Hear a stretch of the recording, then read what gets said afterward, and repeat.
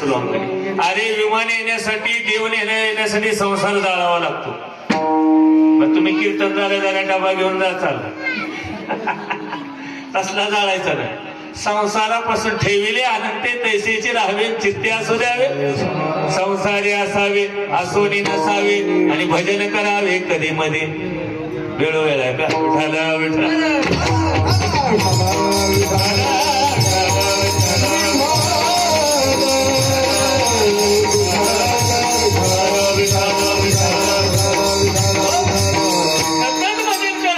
सतत चिंतने चिंतने तदरूपता तो काला खाण्याचा अधिकार.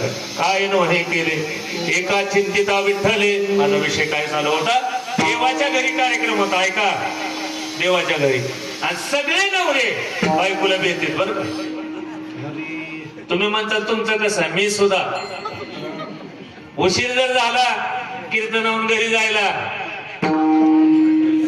आणि दार नाही उघडले की आम्ही देवळात जातो. पुन्हा देवळातली लय हुशार असते, ती म्हणणार ही कधीच इकडे येत नाही, आज कसं काय महाराज इकडे कसं काय.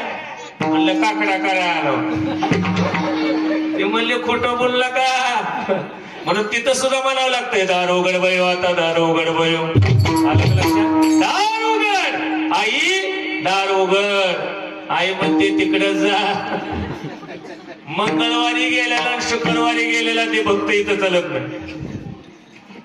अनादी अंबिका भगवती बोध पर्णी घेऊन हाती, ओत ज्ञानाचा पाजळती, उदो उदो भक्त नाचती, गोंधळा येयो जगदंबे, मूळ पीठ तू आंबे.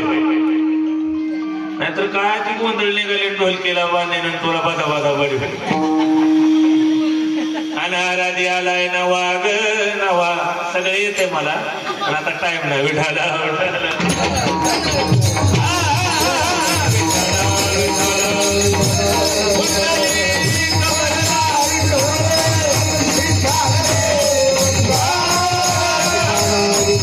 देवाच्या घरी कार्यक्रम होता, आणि मी काय सांगितलं, नेमकं सासऱ्याला पत्रिका द्यायची. महाराज भांडणं लागले. नारद महर्षी जवळच होते, गरुड उभारला होता, गरुडाला बोलवलं देवाने इकडे. अरे म्हणजे सासऱ्याला पत्रिका दिली नाही. असली भांडणं लागली. एका ठिकाणी कीर्तनाला गेलतो, म्हणले महाराज माझ्या पोटात किती ताकद आहे तुम्हाला बघायचं. बाई म्हणले, म्हणलं कसं काय बघा. म्हणले 100 माणसात बसला होता नवरात्रीचा, 100.